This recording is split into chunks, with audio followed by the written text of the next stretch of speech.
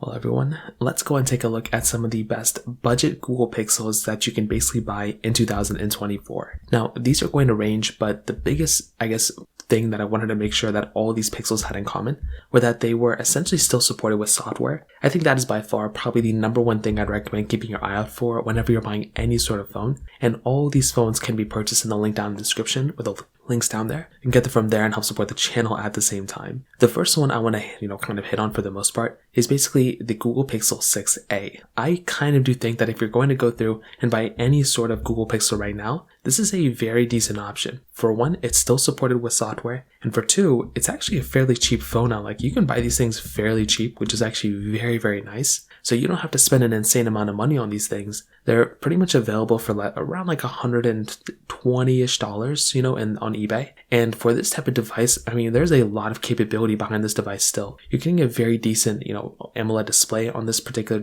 front. You're getting a USB Type-C port. You're getting, a hole punch display. And for a phone that's stock Android that's still going to be getting software updates for the next, couple of years, I think this is a very, very decent option. And you can also throw in the Pixel 7a as well. Now, the Pixel 7a is slightly more expensive. This thing is, a little bit more expensive than the Pixel 6a. In the used market as of right now, they're still being sold for less than $200. So about $170 is what these particular phones are going for. And I actually do think that's also a very decent price to pay for a phone like this. And I do think, once again, if you're in the market and if you're trying to go and pick up one of these devices, this is a very, very decent option. But you do have a choice. Between a Google Pixel 7a and a Google Pixel 6, they're roughly around the same price. And for some people, the Google Pixel 6 might be a better option. That one is going to be giving you a bigger and better display. It's going to be giving you a nicer build quality for the most part with that, with a glass back here, wireless and reverse wireless charging. I think the Pixel 6 might be another option for you. I mean, that's definitely the phone I would look at as probably being the better overall phone for probably the vast majority of people to go and buy.